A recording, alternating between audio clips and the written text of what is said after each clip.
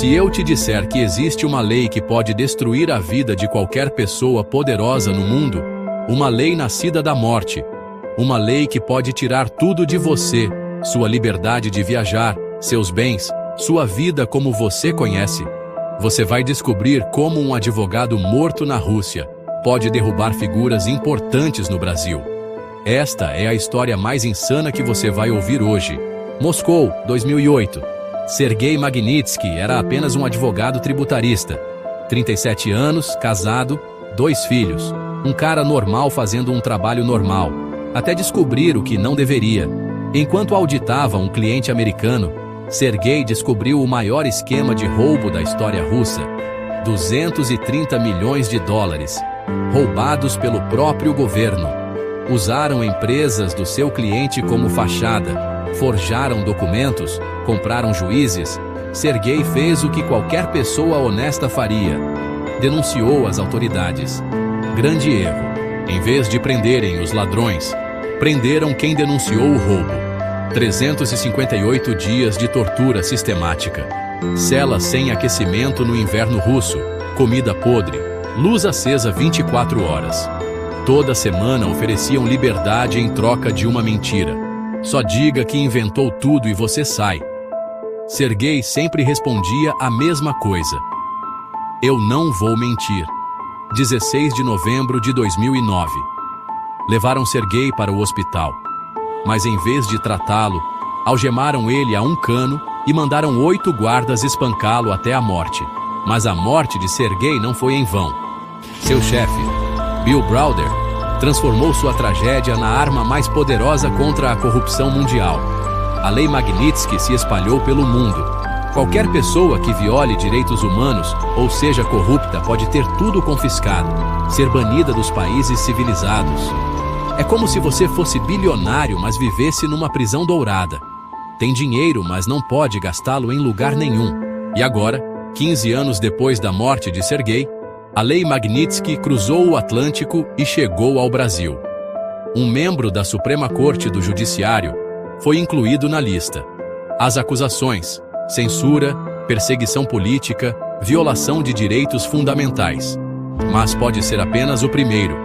As grandes fontes de comunicação mundiais indicam que mais brasileiros estão na lista de espera. Outras autoridades envolvidas ou relacionadas. A lei que nasceu da morte de um herói russo agora ameaça derrubar o poder brasileiro. Ficaremos os próximos minutos analisando essa história insana. E vocês não vão acreditar no que descobrimos sobre os possíveis próximos alvos. Quem você acha que é o próximo? Assista o episódio completo agora. Papo de Bunker. Aqui fala-se de tudo. Quase tudo. 3, 2, 1, vai. O efeito dominó, Lei Magnitsky e o jogo real por trás do jogo. Esse é o episódio de hoje, que está muito em voga, não é? Claudinho, imagina acordar um dia e descobrir que tu não podes mais viajar nem para os States, não é? Nem para a Europa. Imagina. Como assim, Armando? Não é só não viajar, é não fazer transações bancárias internacionais, nem sequer possuir contas em bancos que operam no sistema SWIFT, não é? Imagina. Não é? Cara, você está se referindo a alguma situação específica? Essa é exatamente a realidade de quem é incluído na lista da Lei Magnitsky. E, recentemente, o Brasil foi também adicionado a essa lista. Eita! Agora complicou, povo! A história que descobrimos por trás dessa legislação é extraordinária. É reveladora. Permaneçam connosco até ao final, não é? Pois neste episódio iremos revelar que mais brasileiros poderão ou não ser potencialmente incluídos nessa mesma lista, não é? E as consequências também poderão ser de forma significativa. Não é? Sejam bem-vindos ao nosso programa. Eu sou Cláudio Planas. E eu sou o Armando. Hoje abordaremos uma história, não é? Uma história que é baseada em fatos reais, não é? Que até pode parecer ficção, mas ela irá falar de uma realidade geopolítica contemporânea que é crucial e baseada numa lei que foi implementada de uma ocorrência internacional. Não é? Caros espectadores, saibam que nossas abordagens priorizam precisão e rigor analítico. Essa é uma discussão sobre a lei Magnitsky. Certamente merece nossa atenção séria. E antes de prosseguirmos, gostaríamos de destacar também 3 aspectos que são fundamentais e que iremos explorar em seguida, não é? Em primeiro, como a morte de um advogado russo se transformou em um instrumento global de combate à corrupção e violação de direitos humanos, não é? Segundo, por que a inclusão de cidadãos brasileiros nessa lista representa um desenvolvimento mais significativo do que muitos podem imaginar? Exatamente. E terceiro, quais autoridades brasileiras poderão estar no radar das autoridades americanas? E por isso é que esta análise é certamente uma análise que impactará em diversos setores do poder nacional brasileiro. Não é? Portanto, encorajamos que compartilhem esse conteúdo e mantenham-se engajados, pois esta discussão será particularmente relevante. Exatamente. Cláudio, esta história ela começou com um indivíduo chamado Sergei Magnitsky. Não é? Poderias dizer aos nossos espectadores e aos nossos inscritos qual é que foi a importância dessa lei? Pois é, de acordo com as nossas pesquisas, extensivamente, nós podemos afirmar que se trata de uma narrativa profundamente perturbadora. Magnitsky era simplesmente um advogado especializado em direito tributário, um profissional dedicado às questões fiscais. Exatamente. Não era nenhum ativista político, não é? Tanto quanto sabemos, não é? Não era também nenhum dissidente, era apenas e só um profissional cumprindo suas responsabilidades legais de forma completamente íntegra. Era ou não era? E aí que está o grande pulo do gato, né? Porque em 2008, enquanto ele prestava serviço para um fundo de investimento americano operando na Rússia, ele descobriu uma operação de apropriação indébita de proporções monumentais. Diz aos nossos espectadores qual é que foi a magnitude exata desse esquema, por favor. A coisa é bem complicada. Pra você ter uma ideia, os valores são interessantes. 230 milhões de dólares. O próprio aparato estatal russo havia sequestrado essa apropriação.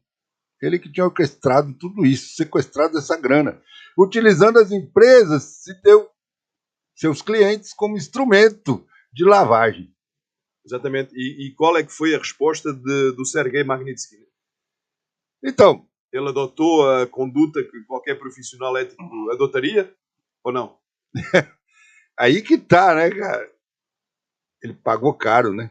Porque ele apresentou a denúncia formal às autoridades competentes.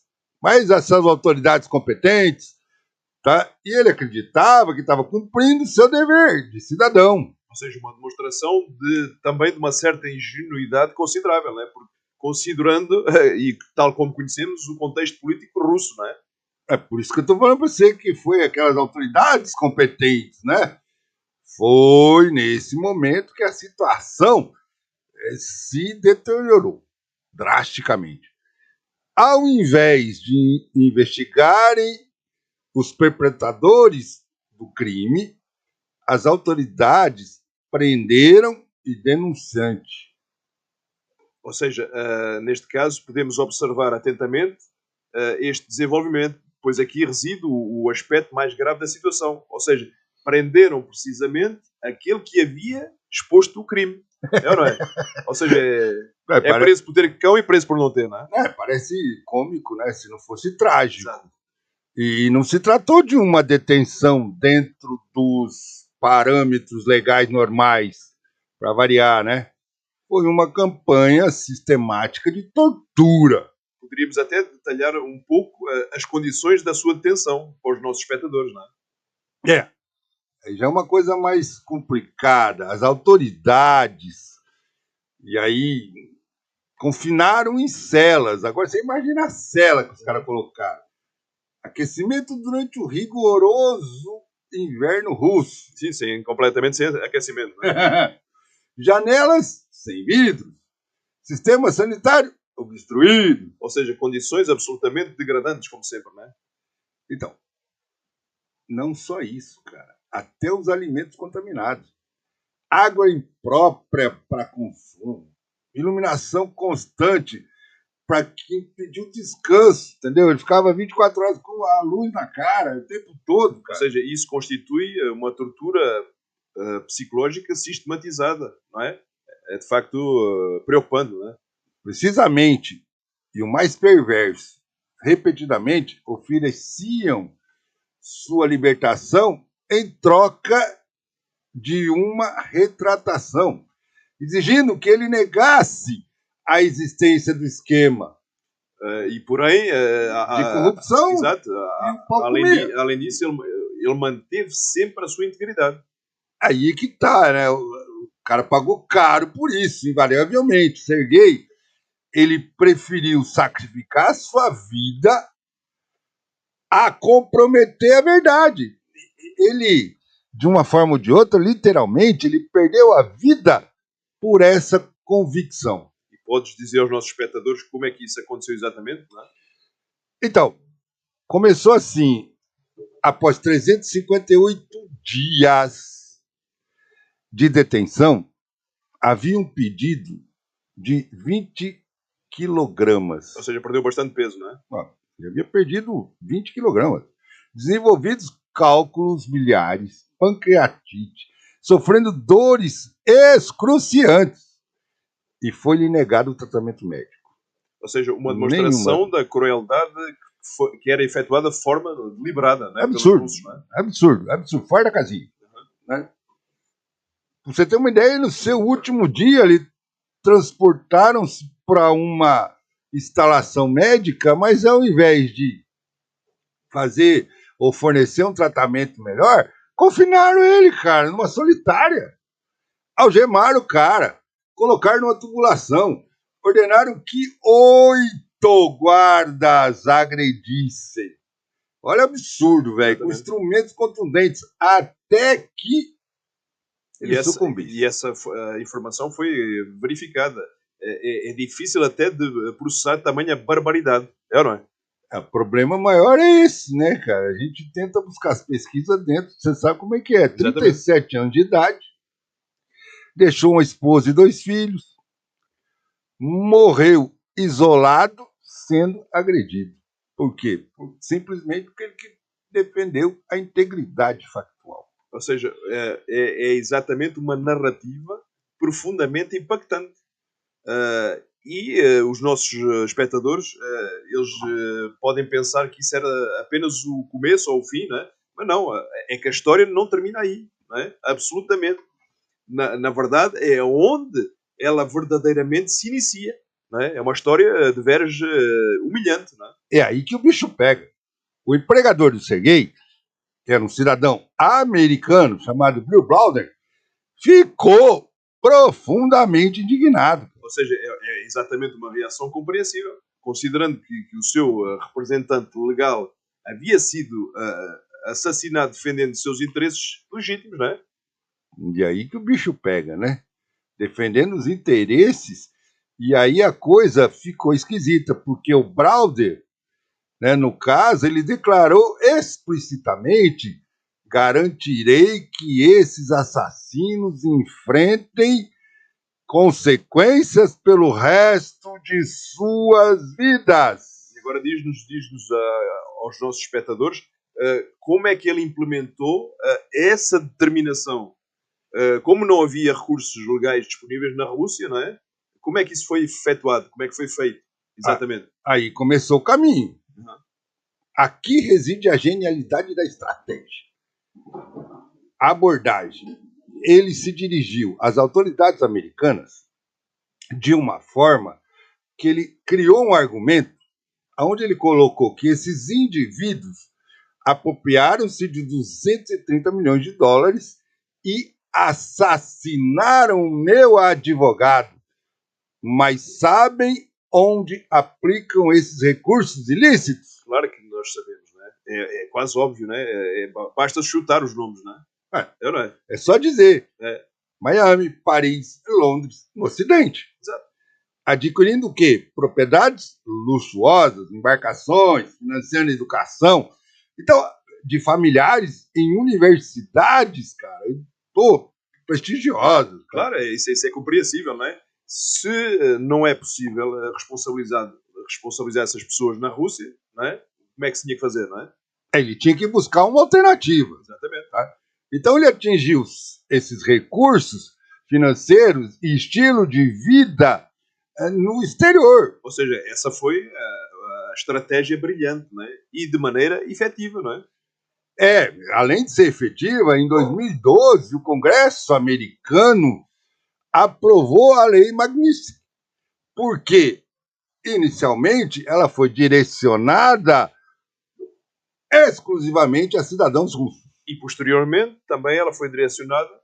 E aí a coisa pegou. Vá lá.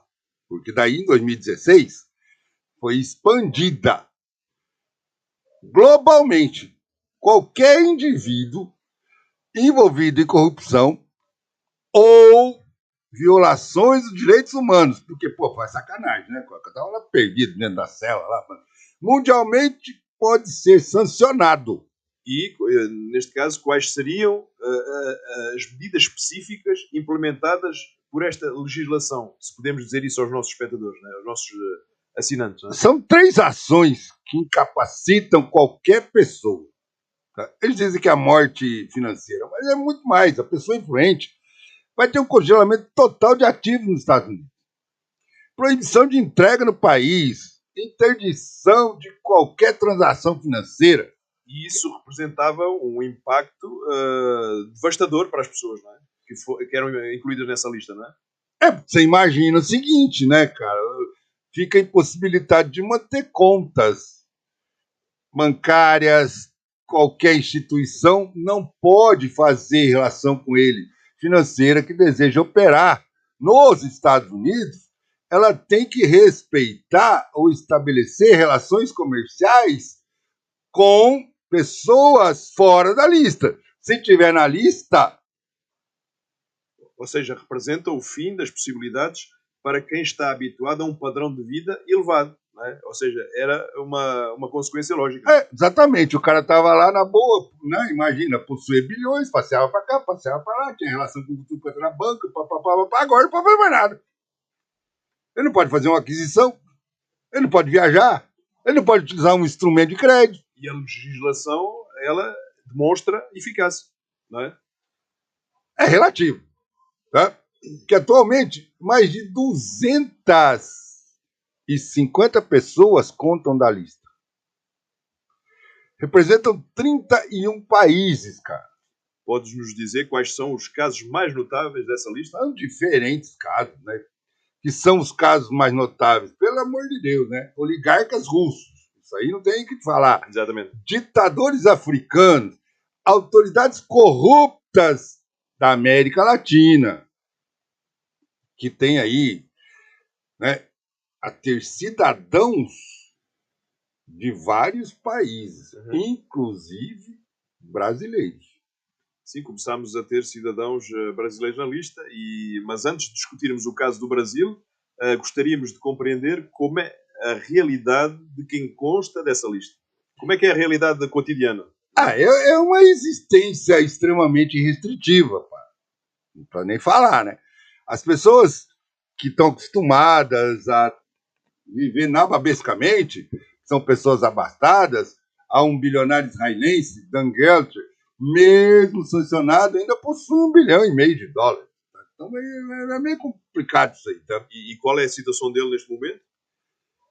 Ele não pode utilizar em nenhuma jurisdição desenvolvida. É como possuir dinheiro fictício na realidade. Ou seja, é uma situação verdadeiramente frustrante, não é? Mas agora vamos à questão central. Por que, neste caso, um brasileiro, e mais concretamente a Suprema Corte, foi incluída nessa lista? Essa é uma questão, tanto quanto até delicada, né? Que está gerando debates intensos aí e tal, em todo o território nacional. De um lado, há aqueles que afirmam finalmente alguém vai responsabilizar essas autoridades, não é? Mas do outro lado, não é? O que a gente pode falar, né? Fica meio complicado, sabe por quê? Isso, entre aspas, né? Constitui uma agressão à soberania Mas qual é nacional. Isso é o que eles dizem, né? Então, qual é a análise objetiva da situação? Aí a gente tem que parar para pensar. Não? Segundo a documentação disponível, as autoridades americanas acusam-nos de censurar a imprensa, perseguir opositores políticos e violar garantias constitucionais fundamentais. Ou seja, especificamente, poderíamos também enumerar quais ações, né? Quais ações é que eles nos estão acusando?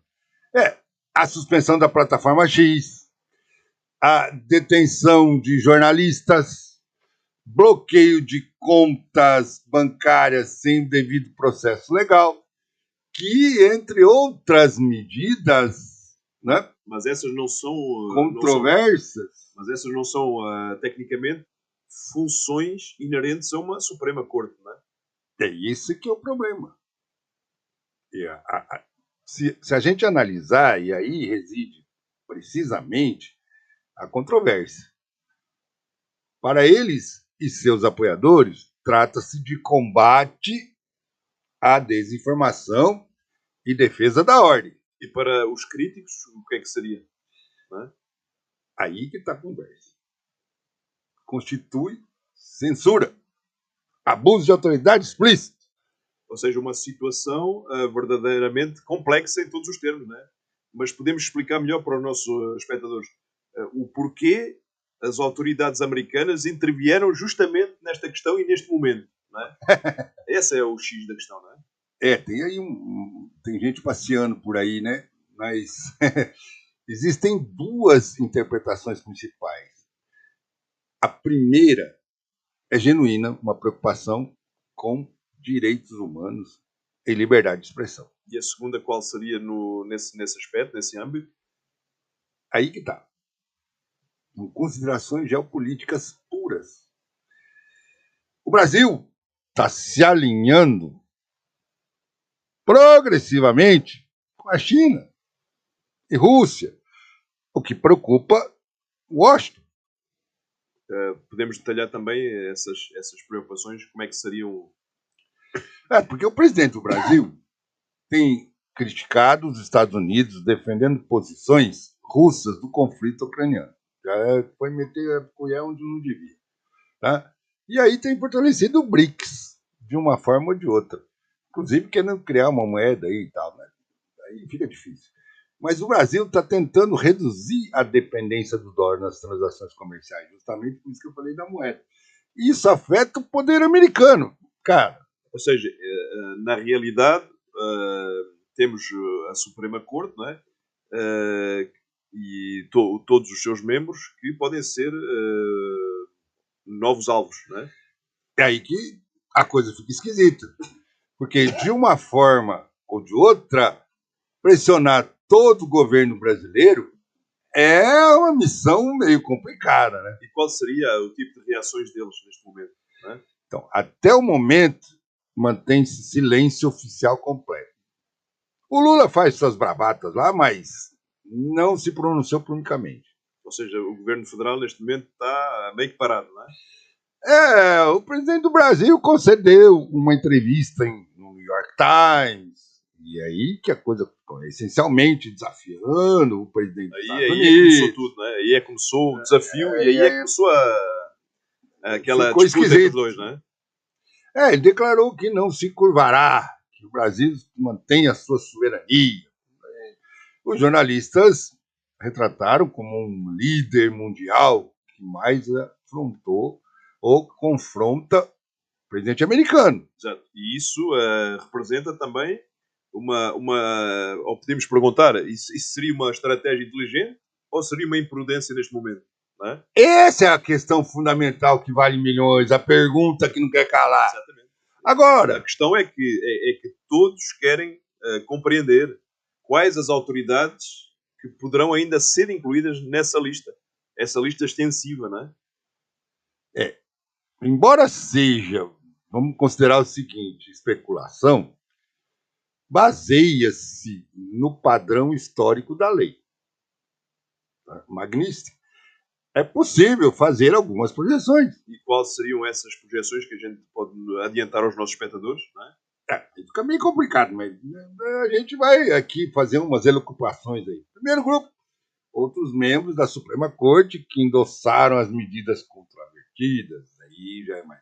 Aí que seria mais ou menos uma lógica consistente, não era? Porque, segundo as autoridades da Polícia Federal, que executaram as ordens aí, de censura e detenções. Aí o cara pode dizer, não, eu estava recebendo ordem, eu estava aqui. Não, não Exatamente. adianta. E o terceiro grupo seria quem? Seria governo? Aí vem aquela nhaca dos líderes políticos do Centrão que sustentam o governo e se beneficiam do sistema atual. Ou seja, no final das contas, isso representaria um grande abalo sísmico no cenário político internacional e, sobretudo, no Brasil, não era?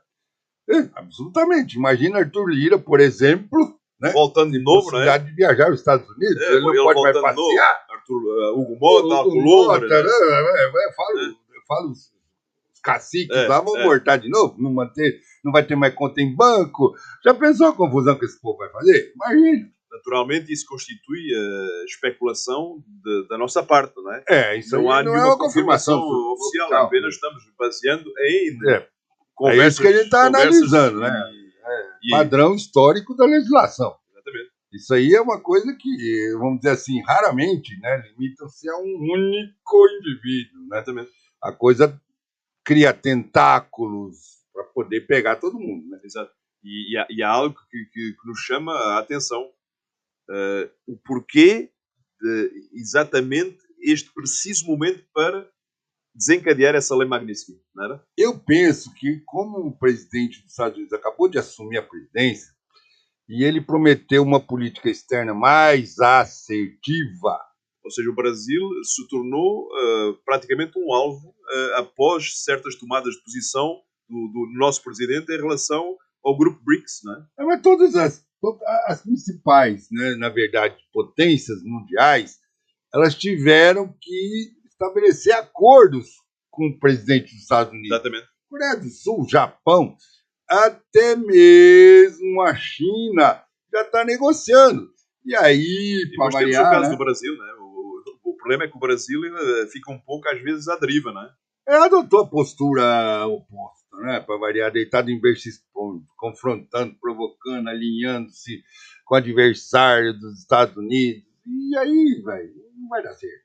É como provocar, na verdade, deliberadamente, uma potência com recursos limitados de defesa.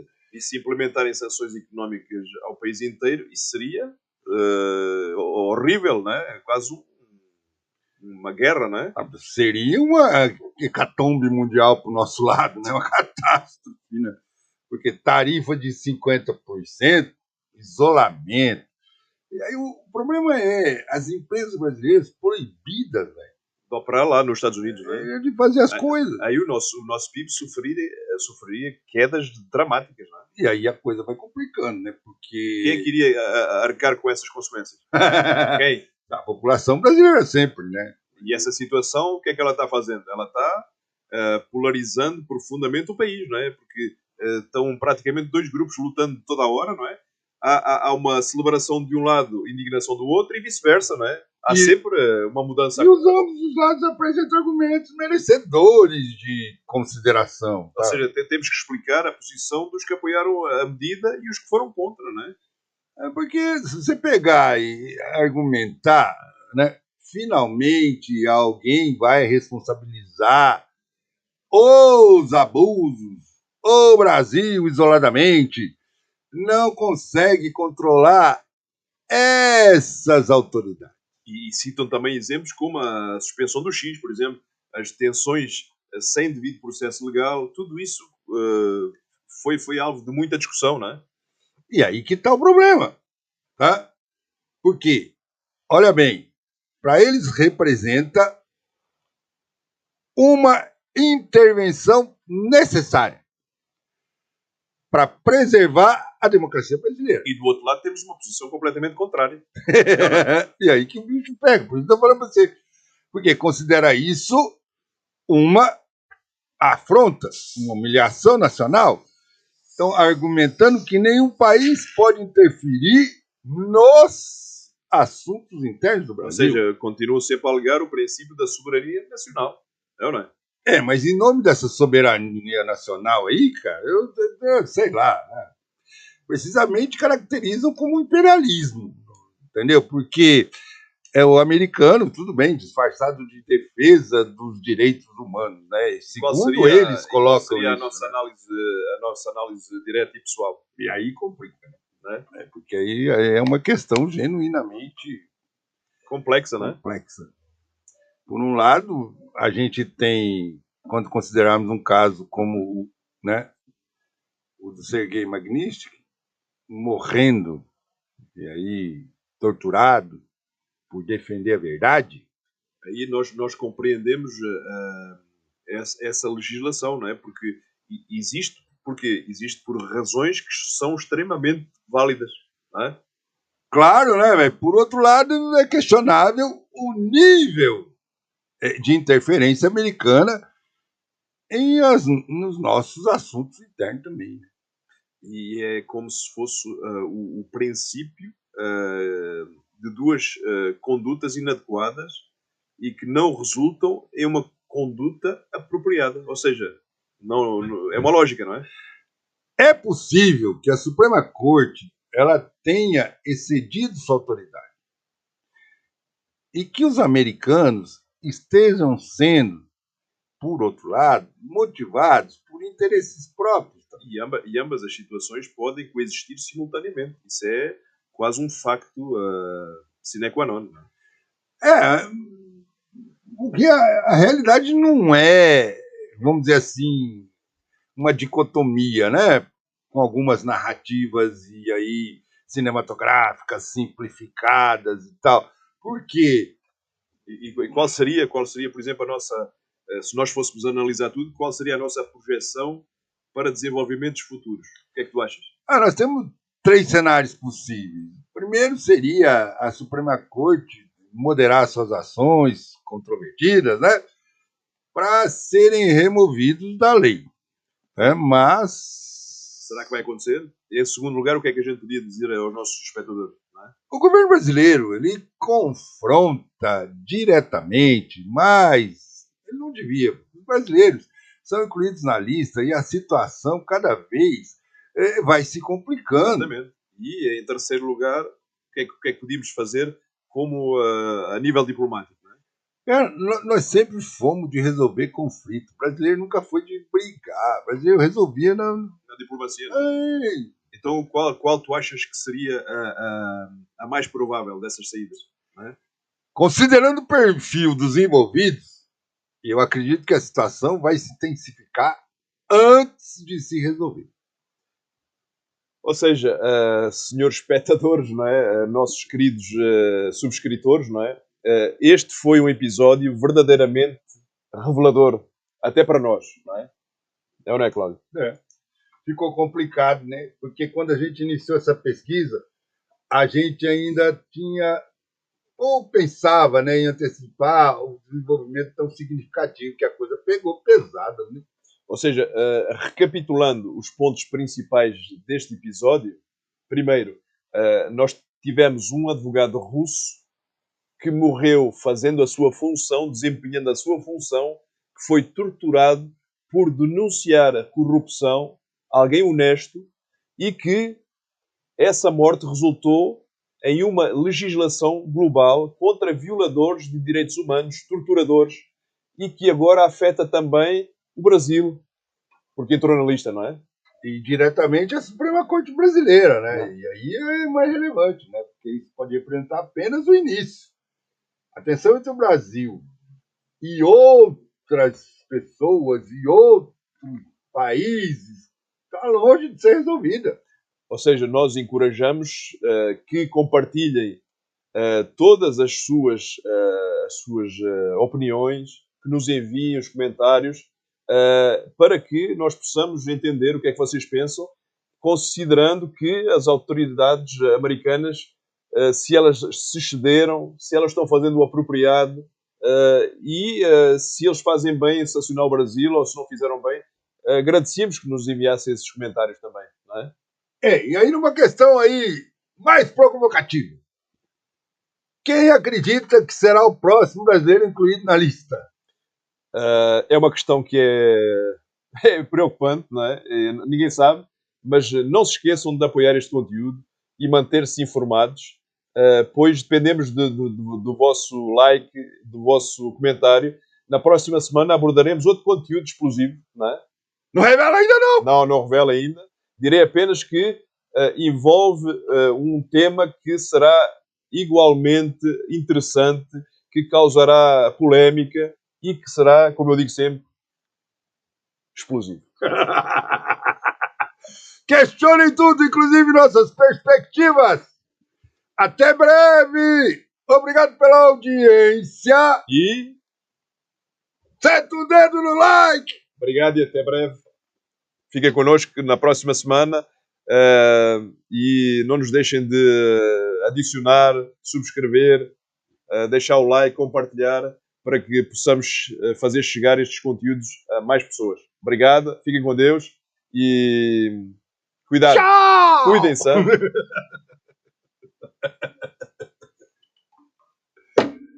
Jesus!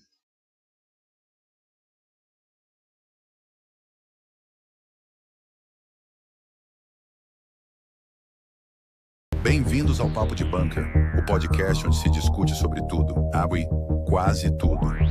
Prepare-se para mergulhar em conversas provocadoras, com temas que vão do cotidiano às questões mais profundas da sociedade. Com suspense e estilo único, este é o seu novo espaço de reflexão e debate.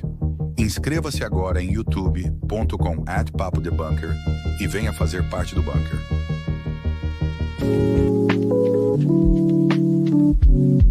Papo de Bunker. Aqui fala-se de tudo. Quase tudo.